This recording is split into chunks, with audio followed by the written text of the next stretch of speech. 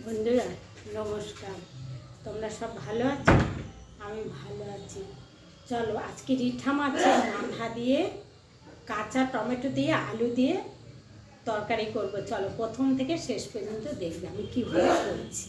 চলো বন্ধুরা দেখবে। আর খুব ঠান্ডা লাগছে। এই দেখো আলু আর এই যে কাঁচা টমেটো, এই দিয়ে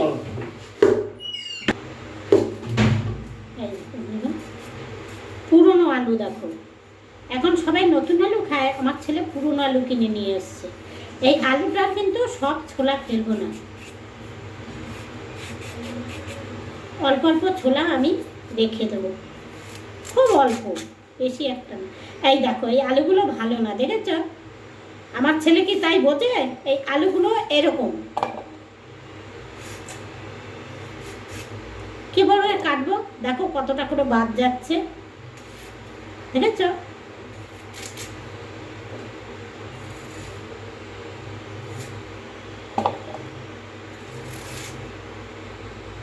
এই দেখো পুরো আলুটাই ধরতে গেলে চলে গেল বাদ। তাহলে আমার এই আলু সকালে কেটেছি, সকালে একটা কেটেছি, সেটাও বাদ, এরকম বাদ চলে গেছে। এই যে বন্ধুরা আমার আলু কাটা হয়ে গেছে। এবার এই কাঁচা টমেটোগুলো আমি কেটে নেব। এই দেখো এইভাবে কেটে নিলাম। এটা বেশ টক টক খেতে হয়, খেতে দারুণ লাগে বন্ধুরা। তোমরা কে কে খেয়েছো কমেন্টে জানাবে। বন্ধুরা আমি গ্যাসটা এবার জ্বালিয়ে নেব।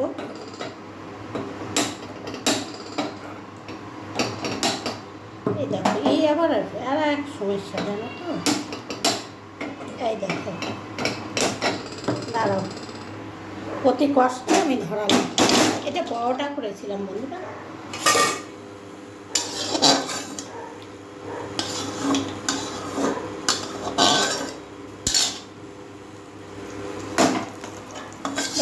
কড়াইটা গরম হলে তোমার তেল দিয়ে দেবো। কড়াইটা গরম, এই যে বন্ধুরা কড়াই গরম হয়ে গেছে, আমি তেল দিচ্ছি শুধু মাছের মাথাটা ভাজার জন্য। খুব হালকা করে মাছের মাথাটা একটু ভেজে নেব। দেখো আমি কীভাবে করছি।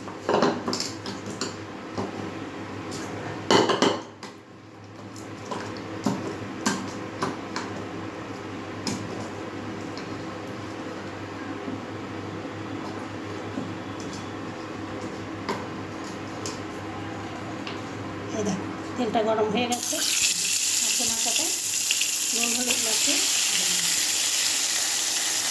মাছের মাথাটা আমি হালকা করে ভেজে নিয়েছি। এর মধ্যে যে আমি আলুটা কেটে রেখেছিলাম, আলুটা দিয়ে হালকা করে একটু ভেজে নেব। ভেজে নিয়ে আমি জল দিয়ে দেবো। যখন আলুটা সেদ্ধ হবে তখন আমি টমেটোটা দিয়ে দেবো।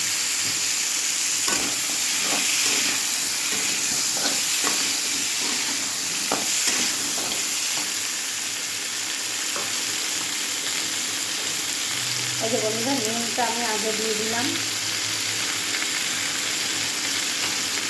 নুনটা নিয়েই আমার খুব সমস্যা।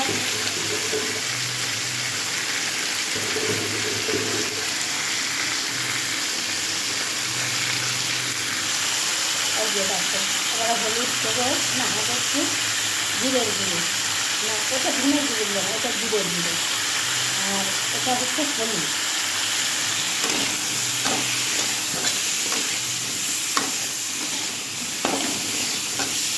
হলুদ আর খুব অল্প একটু শুকনো লঙ্কা গুঁড়ো দেবো, কারণ আমি কাঁচা লঙ্কা দেবো।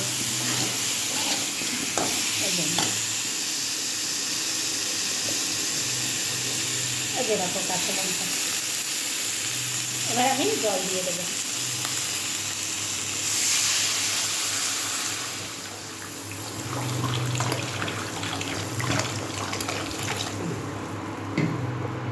এবার এই যে টমেটোটা কেটে রেখেছি, আলুটা সেদ্ধ হলে দিয়ে দেব।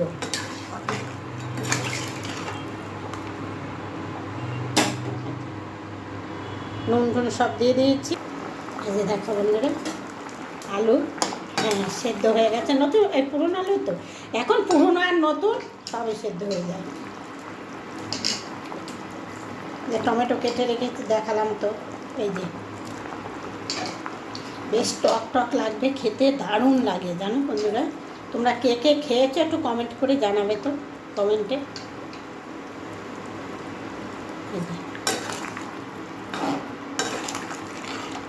এবারে এটা ফুটে উঠুক একটু, টমেটোটা একটু সামান্য সেদ্ধ হলেই আমি ফোড়ন দিয়ে দেবো।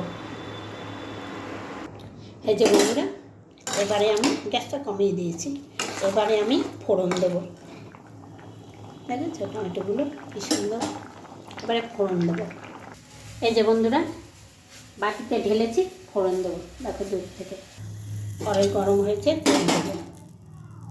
এই যে বন্ধুরা, যাহা তো টক জিনিস, আমি সর্ষে দেবো, খুব অল্প পরিমাণে একটু সাদা জিরে দিলাম। এবারে আমি টকে, তোমাদের ঢালাটা তো দেখাতে পারবো না এক হাতে, এবার আমি ধনে পাতাটা দিয়ে দেবো। আর তোমরা যদি চাও যে এতে একটু মিষ্টি দেবে, সেটা তোমাদের ব্যাপার, তোমরা মিষ্টি খেলে, এটা টক জিনিস তো একদমই টক টক হবে। এই দেখো মাছের মাথাটা আমি ভাঙিনি, গোটাই রেখেছি, নিজে থেকেই ভেঙে যাবে। এই দেখো ভেঙে যাচ্ছে। এবার আমি ধনে পাতাটা দিয়ে দেবো, দিয়ে টকবক করে ফুটে উঠলে আমি নামিয়ে দেবো। এই যে ধনে পাতা আমি কেটে রেখেছি,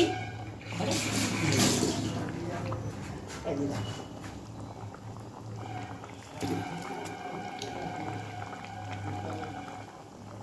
এই যে দেখো, এবার একটু টকবক করে ফুটে উঠে গ্যাস অফ করে দেবো।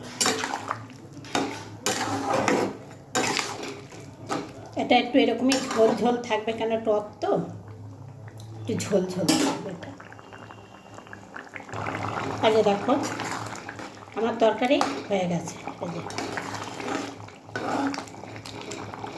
এবারে আমি এই যে গ্যাস অফ করে দিলাম, তোমাদের ঢেলে একটু আজকে দেখাবো দাঁড়াও। এই যে বন্ধুরা, এরকমই এটা ঝোল ঝোল, তোমরা চাইলে শুকিয়েও করতে পারো, একটু কম ঝোল করেও। ঠিক আছে বন্ধুরা, রাখলাম। আবার কাঁচা টমেটো দিয়ে মাছের মাথা দিয়ে আলুর তরকারিটা কেমন হয়েছে অবশ্যই কমেন্ট করবে। ঠিক আছে, রাখছি, আর কিছু বললাম না। তোমরা সব ভালো থেকো।